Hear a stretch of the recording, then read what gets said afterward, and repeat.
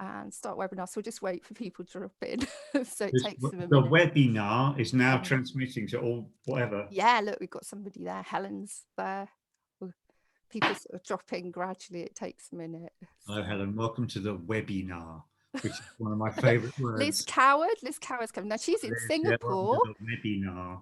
She's in Singapore and she does script writing. Yeah.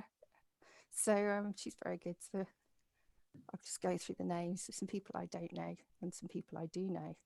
So I'm hoping, I'm going to say, get some questions now, everyone, because I want good questions. So because we're a bit worried that I might freeze on you. He's being really wicked. He keeps going really still and pretending he's freezing to put me off.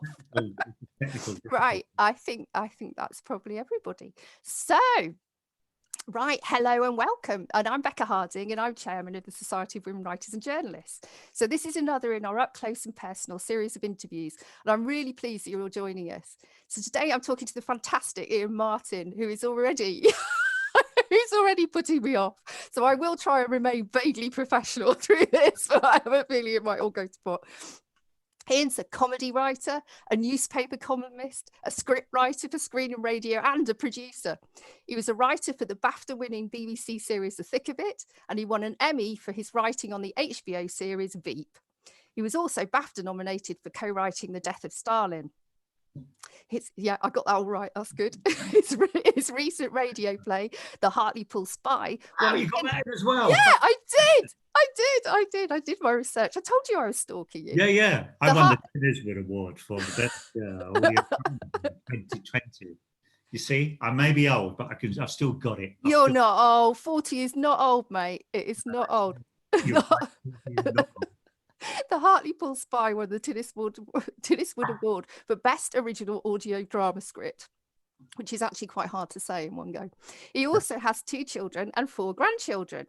So I'm not quite sure what keeps him busier, work or the grandchildren. So we'll have a question and answer session at the end. So if you have any questions for Ian, there's a Q&A. There's a squirrel just joined. A squirrel. Oh, there is.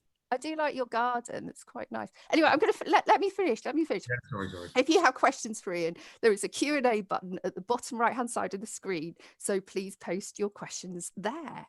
So, Ian. Yeah. That's you. Thank you for coming to talk to us. That's fine. I mean, you say thank you for coming. I'm just in my kitchen. You still had to move across the kitchen with your tea. I've got my tea. Right, in the prescribed manner. Put it on a box. You're supposed to put it in a box, aren't you?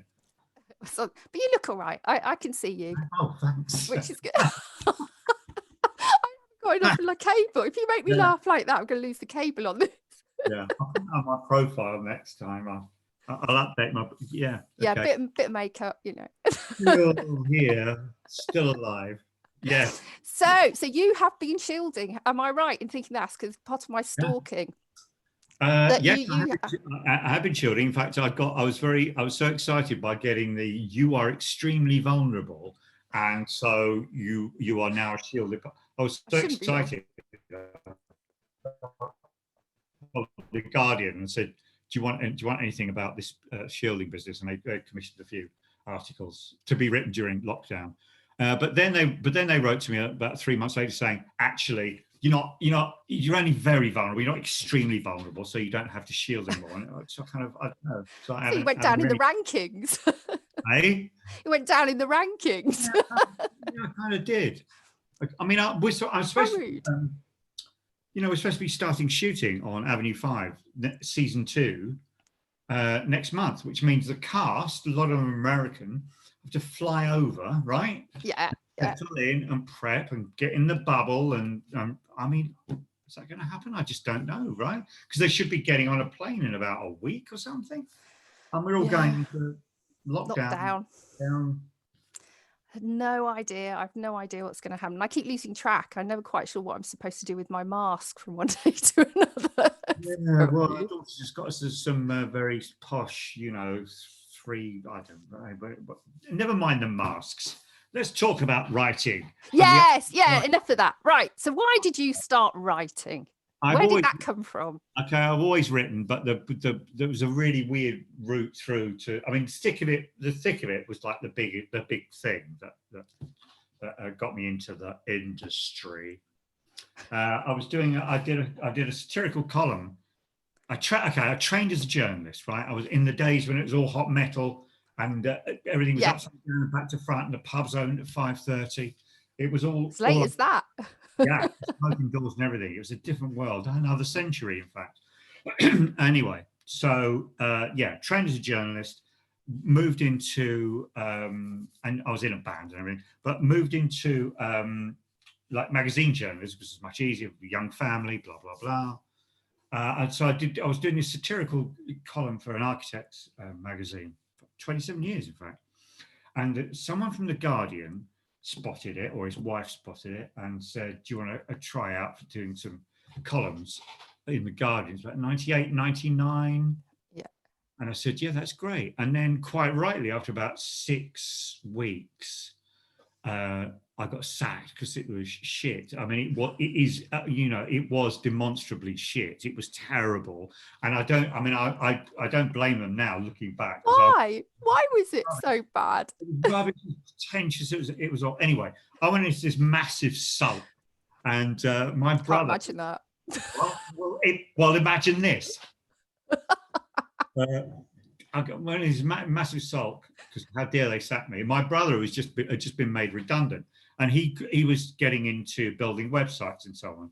So I thought, well, fuck you, Guardian. I'm going to show the world just how brilliant online satire can be. So we set up, my brother and I. It's really, really just an excuse for like smoking and drinking down in the cellar. But it's a satirical website called Martian FM.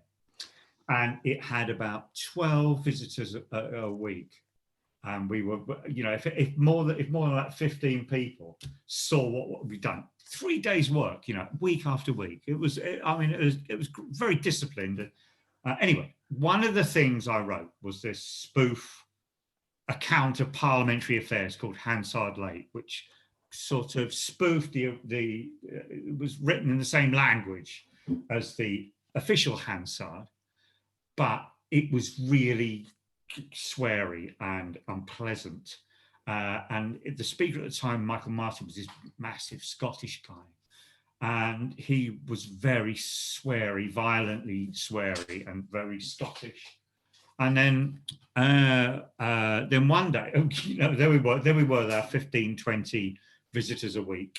And then one day I get this email from Armando Iannucci saying, hi, I'm Armando Iannucci. I'm the producer of the Day Today, and like you needed to tell me. I mean, Day Today, come on, it's a proper unlocking your brain thing. That was rewiring the whole comedy scene here. Anyway, I like your stuff. Are you interested in writing?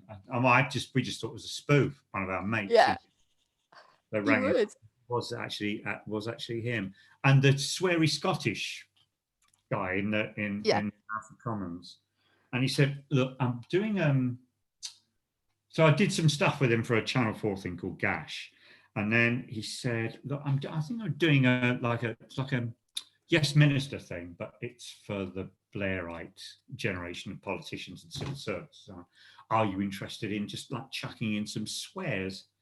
And I said, of course. And so that's like a job from heaven.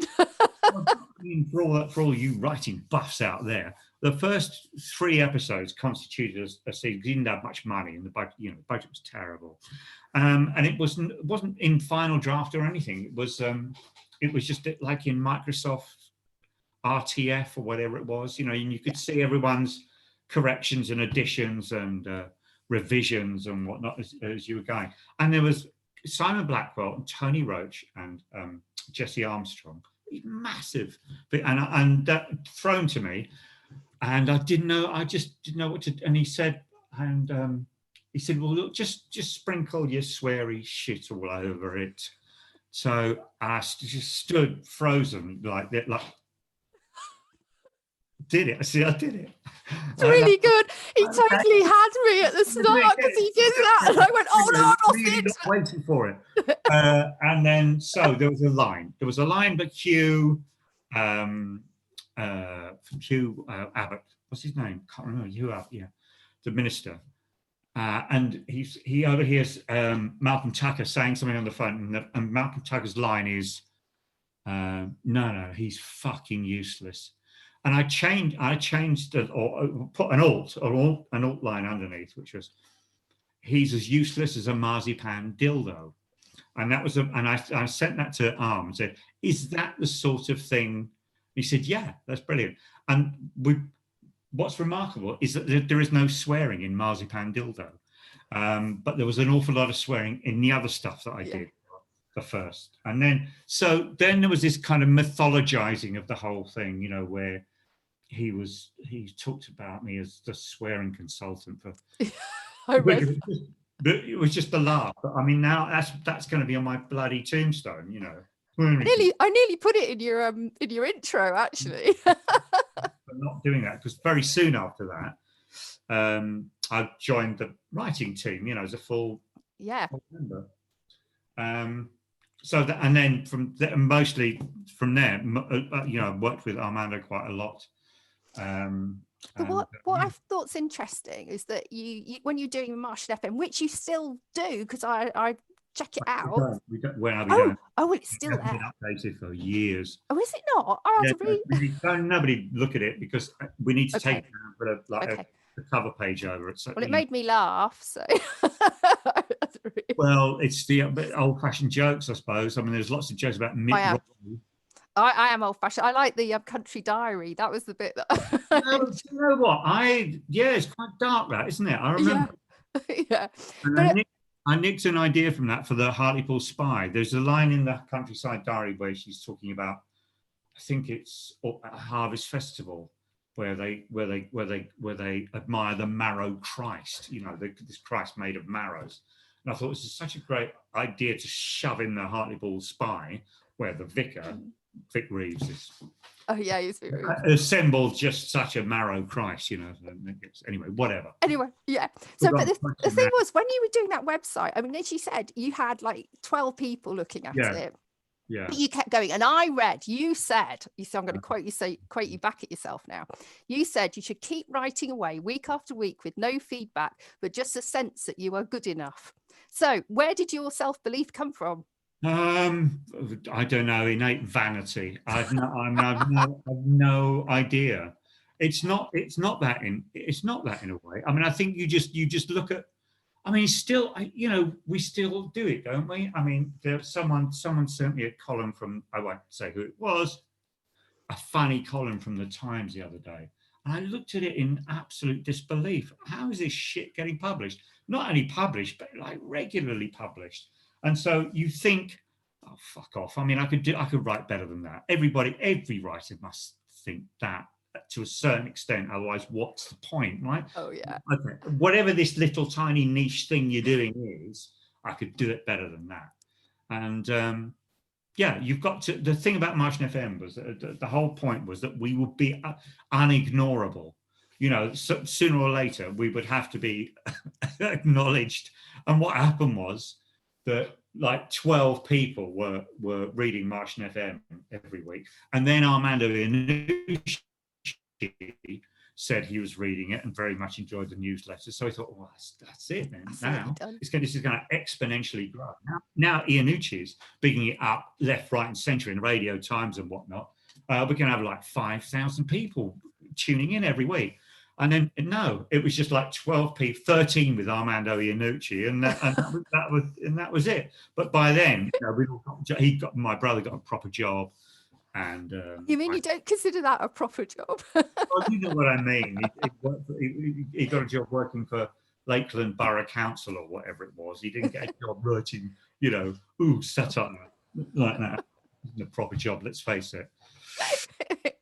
Oh, so how did you find the transition to script writing? You are so naughty. Script writing? What do you mean from transition?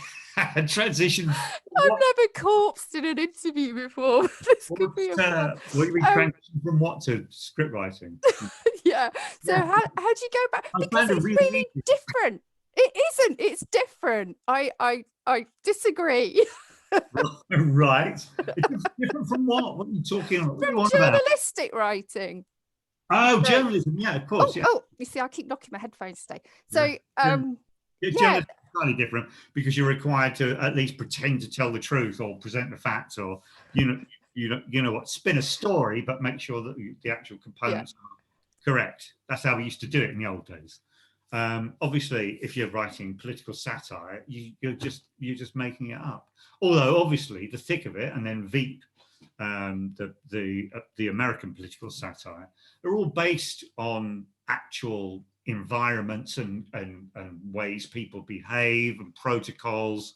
Yeah. And, you know, the thick of it, we had all these sources within government, fairly high up in the civil service. I think Arm had someone actually inside Number 10 for the coalition. The last series, it was, you know, the coalition. Yeah, sounds like and spies. we heard some fantastic. And the weird thing was, in that last series, because the same thing was happening in two separate rooms at the same time, right? We were putting together episodes of a fictional.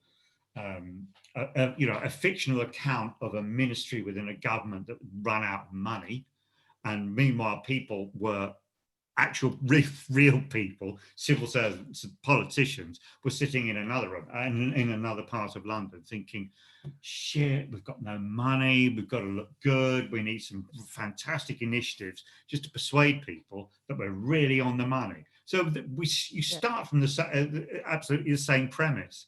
So we were writing this stuff 6 weeks in a row.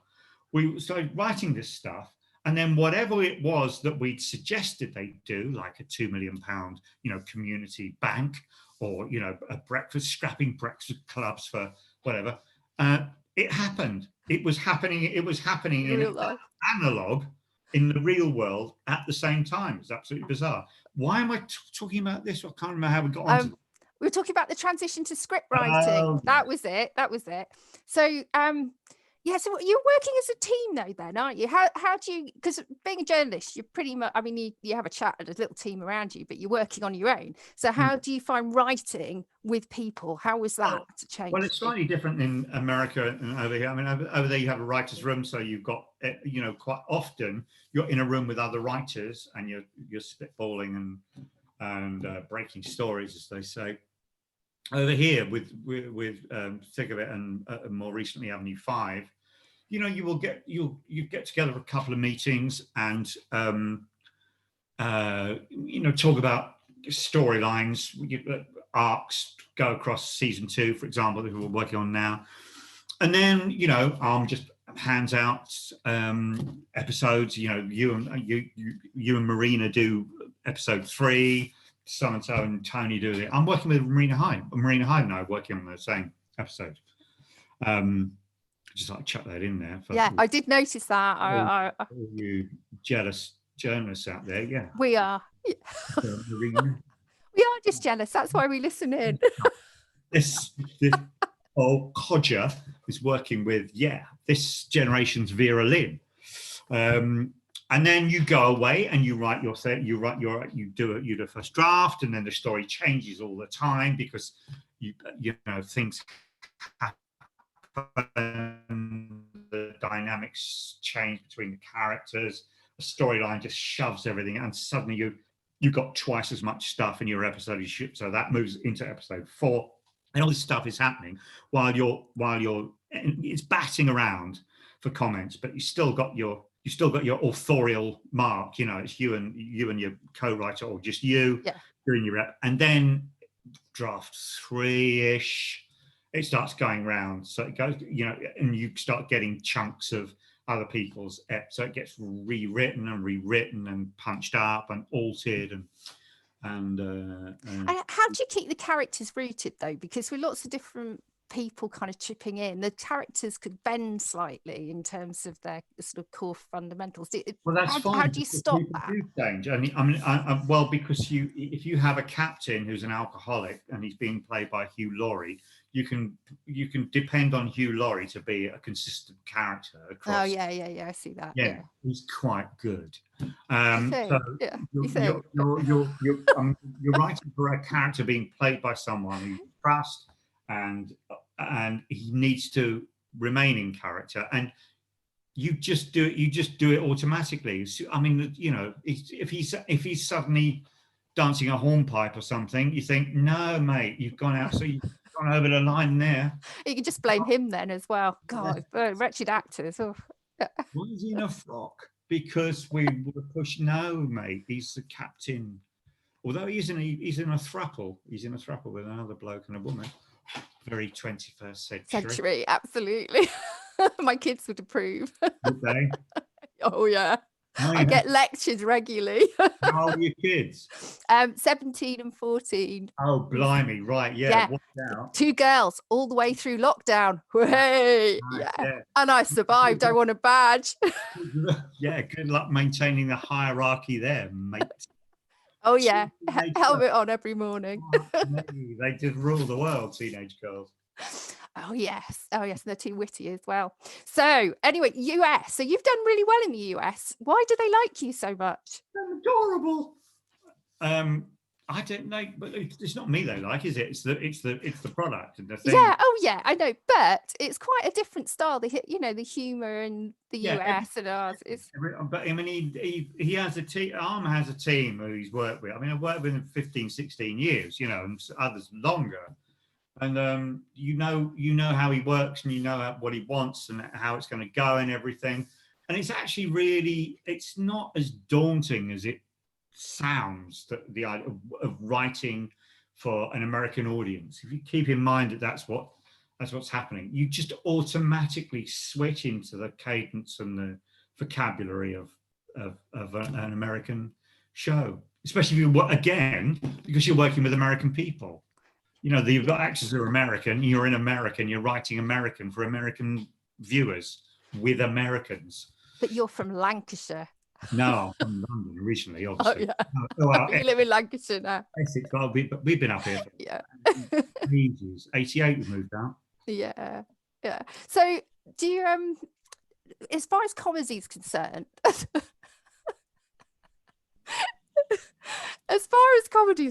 I am going to carry on, as far as comedy is concerned, do you think that the British comedy scene is stronger than the American, or the other way around? No, I know. I don't. I mean, I don't know enough about either to be able to give any kind of sensible answer to that. I mean, I think everyone's suffering at the moment, and nobody knows really where this is going.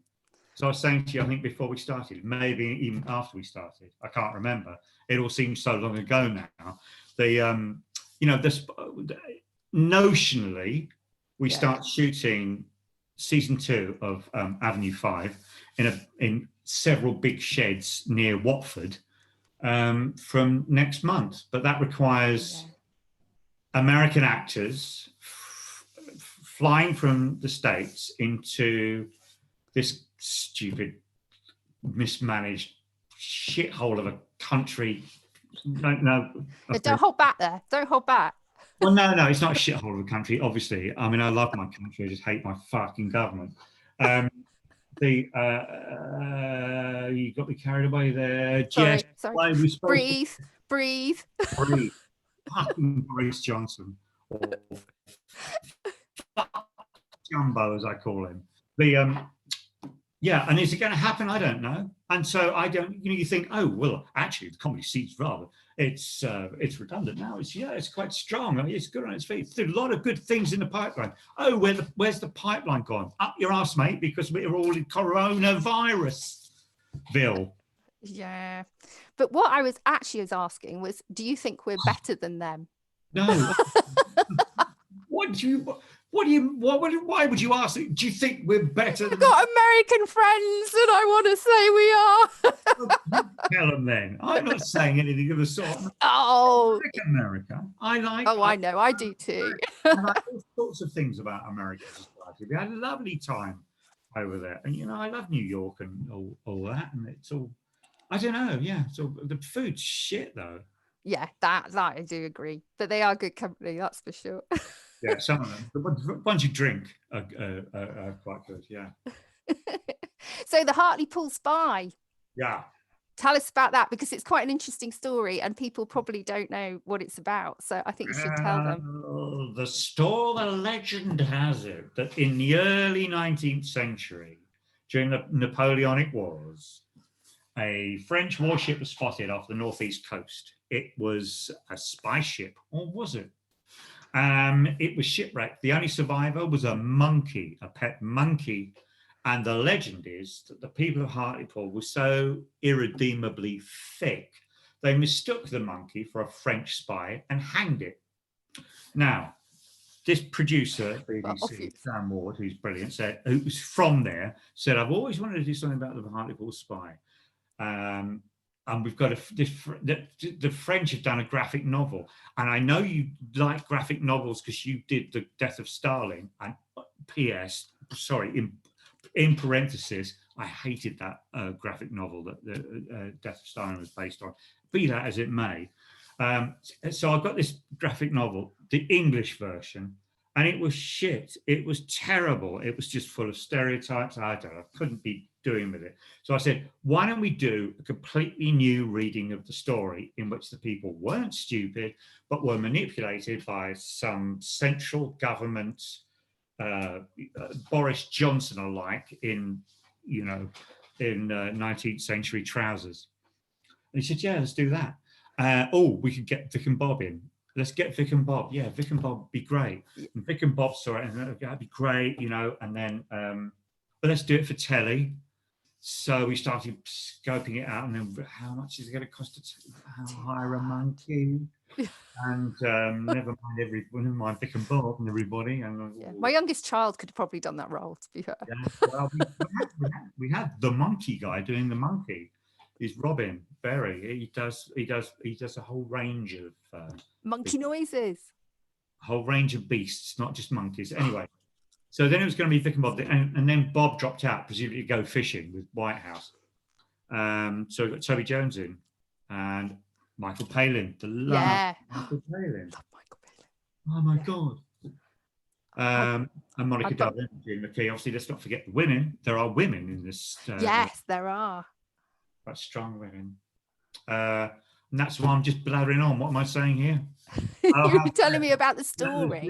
And we did it for peanuts. We did it for no money at all. Everyone took a paltry fee for doing it, including me.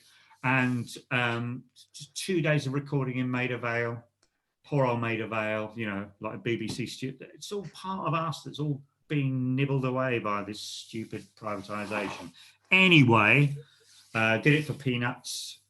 Monkey peanuts. Monkeys are chicken somewhere. Did you find peanuts, you get Robin Berry doing the monkey? Did you find because radio again is quite different from screen, because at screen, as you say, you've got the actor, you've got the visuals that help you, but on radio you've got to actually get across what the action is as well through the speech and the odd monkey noise. So how did you find that? Well, the whole point about Haretley Pulls Spy is, I was really lucky having a great producer. I just noticed that the squirrel outside now just pulling out the fat balls for the birds and just sitting in the water tray, eating them as bold as you like. Little bastard. They're very grateful for your contribution to their squirrel diet. No, he was great, and so he would say, "Yeah, but you can't say look at this, because nobody can look at it, Ian. It's on the radio. You can't see it. So why don't we say this?" I'll go, "Oh yeah, let's do that." So having a brilliant producer is absolutely key to anything. Yeah. Having a brilliant producer is absolutely key to having any success in TV or radio or film or whatever. So did you feel it's a real, like the producer finds you or you find the producer, or how does that kind of relationship work? It can happen either way. I mean, in this case, I went for a general meeting with him. I think my agent just sent him and I said, "I think you'll get on with this guy. He's at the BBC at the moment, but he may be leaving soon, the way they do to the private sector." So we had a general, got on very well. I pitched him an 8th century sitcom, and he said, "That's great, but we've got Upstart Crow, so we don't want another historical thing. But let's stay in touch." I thought, yeah, as if. And then he came back with about the Haretley Pulls spy. Great, there we are. Bang. Since would have all been a 20. Yeah, absolutely brilliant. Excellent. But you can't. What can you see? It's can you get listen to it still? Because I went on the BBC and I couldn't get. No. So, I mean, I don't know why you can't listen to it on the BBC. I mean, we've all paid for it. I mean, why can't we listen to it? I don't. You can listen to it illegally quite easily. I think you just do a search for "listen to the Haretley Pulls spy" and the second or third thing. Google entry. I don't know. Someone's just. Why do people do that? I don't know. Someone just put it up there somewhere, so you. Yeah, obviously got frustrated that they couldn't listen to it. That's what happens. Piracy on the high seas. I mean, all this would be solved. The BBC just left it bloody well up on the website. So what would be your advice to a writer who, perhaps like me, who's done some extremely exciting business books and wants to go into writing a series like Veep for HBO? What would your advice to me be? Writing business books into straight into that. Yeah, American comedy. Yeah, or well, maybe a little step by step thing. Well, you mentioned earlier about having self-confidence, and I mean, all writers have to have it to a certain extent, even though most writers I know are both self-confident and self-loathing, and it's a very volatile mixture sometimes. But you have to the first step is you have to convince yourself that you have any merit at all, and the only way you can know is if you write. You have to write. So if you are not writing, then I don't think you're going to be a writer. But if you have to write somehow and get it out somehow, you have a compulsion to do it, especially comedy. There are meadowlands of social media stuff. And yeah, you'll have to put it up for free for a while. But also, if you do that, then, people will read it. And if it's any good, more people will read it. And then you'll get an email from Armando Iannucci. I don't know what else to say about no. Writing. You just have to write, and it just sounds so facile, but it's true. Did you find listening to things as well? Were there things that helped you develop your rhythm and or reading? Or no, I don't think so. I mean, everyone just stays open to everything. Really, I mean, the great thing about the thing that you don't realize about radio, which is quite interesting, it's a lovely. I'd love to do more radio. It's a lovely medium to work in, and you can have things like a shipwreck that only cost £8, but you can also do the very quiet, intimate stuff where you're imagining two people very close, conspiratorially whispering or whatever. So you seem to have a wider range of emotional tools at your disposal. Yeah, you can play a bit more because you haven't got that film that's limiting you, can you? Yeah. Oh, that's good. So one thing I wanted to ask is, in the 1990s, you said, I'm quoting you back at yourself again, you said that you lost 96% of your income in the recession when you must have been tiny. You must have been a small boy at the time. So how did you muscle through from that experience? What would you say to writers at the moment? Because a lot of people, they've done a lot of research, and some people are really, really struggling at the moment, and all their writing is dried up. I honestly don't know what to. I mean, it was a terrible time. I was doing some quite shit stuff anyway, because the band was going nowhere. You've got to earn. Growing family and everything, and I was doing. I did a book. It was quite well paid. Ghost wrote a book that was quite well paid, and was doing speech writing and hacking on various magazines. None of it really. And some awful stuff. The mate of mine, we started this awful architectural sort of business newsletter. Just both have got terrible depression. It was hard. It was hard, but you have to earn, right? I mean, you have to work and you have to earn, and it's great, of course, write poetry. I mean, we all do, but I mean, yeah, It's not going to pay the bills, is it? Right. We all did, and I'm sorry. It's all right for me now, and I know people are suffering, and it's hard and everything. But if you're any good, you will prevail. You will. It's just muscling through, isn't it? And keep going. Yeah, a massive stroke of luck. There's that. Yeah. Well, I'm just going to throw it open to some questions and see what people had to ask you, if that's all right with you. So if you've got any questions for Ian, just use the Q&A box that's at the bottom right-hand side of the screen and we'll pick it up. But Anna Wigley was very organised and she sent a question in advance. And she asked, how did you strike a balance between writing realistic scenarios and characters that viewers would recognise, yet avoiding recreating specific people and scenes from the life from real life Westminster? I guess she's talking about the thick of it. Right. So. Well, I think again the rehearsal process is extremely helpful in this instance, because you can write what you think a minister might say to a civil servant. You can imagine a conversation in the back of a car, but then you have Capaldi and Mannion or whoever it is. There's two of them, two squirrels now. Rebecca Front or whoever it is, and you can set up this conversation, but then you have the rehearsal, and then you run it in a natural way with them putting the script aside, and this is the way always works, so that it's a natural conversation, and then the stuff that jars will just go because it doesn't work. So, in short, rehearsals are great. It's like getting 3D notes on the scene. Excellent. So Alison Galler says, was it hard writing with American writers? It's often who have quite a different sense of humour. That's the kind of one we had before. But do you like writing with American writers? You say that they help you because of the, when you're with them, it helps you write the American. But do you find they do look at things in a different way, or do they challenge you in a different way? I'm just struggling to think when I've written with American writers. When we at the end of season 4 of Veep, quite a lot of us when we stopped doing it. It was taking quite a toll.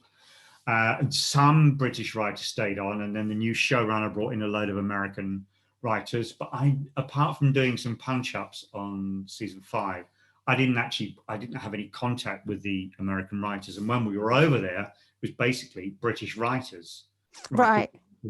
Comedy. I'm just trying to think of any collaborations I've had with American writers. There's a doomed thing with Jon Stewart, which very sadly ran into the sand last year. So that's probably not the best example because it didn't really go anywhere. American writers are great, but I haven't really worked with any. Right. So let's just say they're great. Yeah. It's on a tiny island of the UK in America. So Richard Buck asks, are you going to be doing another political series in the UK based on sort of the current? I'm worried now that I thought I'd sent him to sleep earlier. Are you doing another political series in the UK sort of around all the current goings on that I know you're enjoying so much? No, of course not. Why? Well, how could you do thick of it now? How could you do the thick of it now? There's no sense. There's no sense of peril or jeopardy. These people are lying through their teeth day after day. There is no shame. If they're caught doing something, even illegal, they just say, "Well, it's fine," and let's move on. Dominic Cummings can, drive to Barnard Castle with his sack over his head and back, and it's fine because although we were still in lockdown, you can't shame people anymore. There's no honour in frontline politics. So there's no peril. And think of it, it was always, okay, you cannot be, if they find out you've lied to a select committee, your career's over. If they find out you lied to a select committee now, you get a slap on the back and a big lunch. Yeah, it's true. So what do you see as being your next projects? Where's the future for you? What do you want to do next? I'm working on at the moment. I'm writing something with my son, who's a professor of film studies in South Korea. Oh, I knew they'd all gone to South Korea. Was that deliberate? Were they escaping or? No. She's Korean, and he loves Korea. Oh, nice. She wants to live here. He wants to live there. It's very complicated. Anyway, we're doing. Can I say this? We are doing an adult version of a children's comic strip in a popular children's comic.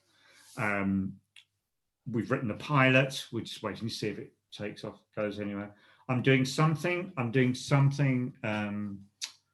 with Americans. In fact, I've got a Zoom later on Reagan and Gorbachev and their meeting in Reykjavik in the Cold War, because something happened that nobody knows about. Oh, that sounds really interesting. Well, it is interesting because it involves me to some extent rehabilitating Ronald Reagan, a figure I loathed all through my life and went on marches and demos against during the last bit of the Cold War, when he was just this kind of saber-rattling, warmongering, missile-laden wanker. And it turns out he did something quite good that nobody knows about, and there's that. So there's that. What else am I doing? What else have I forgotten now? That, the numbskulls, the Reagan thing. Avenue 5 season 2, obviously. Yeah. What's the other thing? There's another thing. Can you fit anything else in? Yeah, I mean, that's the thing. Nothing ever happens at the same time. Most things, and that's the other thing you've got to be prepared for, writers, is that, as you'll know, 95, 96% of everything you write just won't get away, won't get made. You've got strike rates very low, even at the highest level of writing. You're lucky if something gets away. What the hell else am I doing? There's 4, I'm sure. There was 3. All right, you think about that and I'll read you another question. So Liz Coward, the lady who's in Singapore who writes, she says, I'm writing a 55-minute TV pilot for a contemporary drama at the moment. Do you have any guidance on how to approach it, please? Yes. I mean, first of all, I would ask her if she has a producer for this, or if she's writing it on spec. If she's writing it on spec, she needs to show it to someone ASAP to get notes as brutal as possible. You need to have notes, not constructive criticism at all. You need maximum destructive criticism, tearing whatever you're writing apart and stamping on it, shoving it through the grinder, and then grousing your bathroom with it. You need, if you're doing this on spec, then that's that. She says she's got a producer. She's just sent another message. So. Wow! In that case, you're halfway there. Listen to your producer. Producer's notes are golden. Just encourage destructive criticism. No, that's great. That's really good. So, Mary, last one. Mary says, if enough people request the Haretley Pulls spy, do you think the BBC would rebroadcast it? I don't see any harm in trying. Start a campaign. Yeah, she can go and chain herself to the BBC building. Oh, that's brilliant. That's been so good, Ian. So, is it dust now? Well, okay, yeah. Oh, thanks, Ian. Yeah, I'm going to see you move forward and hit the button, and then it will. Yeah, that's it. It's over. All over. No, you've been lovely. Thank you so much. That's been a pleasure. I mean, I'm not quite sure what I did really, but no, you chatted. You entertained us over our lunch breaks, so it's great. You have actually told you did actually freeze there. You did. I'm not joking. You did. Yeah. I know. You did too. Right. Enough of this nonsense. I've got work to do. You've got work to do. I know you've got work to do, and I thank you very much for your time. You've been a superstar. So if you've enjoyed today, then you may be interested in some of our other online events. So especially 2 other further interviews that are happening in October and November, one with our president, Baroness Floella Benjamin, one with our patron, Sir Tim Rice. So you can join our Facebook page for details. Thank you very much for joining us. And Ian, I might have nightmares tonight. Right, okay, yeah. It'll be you in my face. I'm going to hit leave, yeah. Yeah, all right. Thank you. Bye. Bye. Bye. Bye.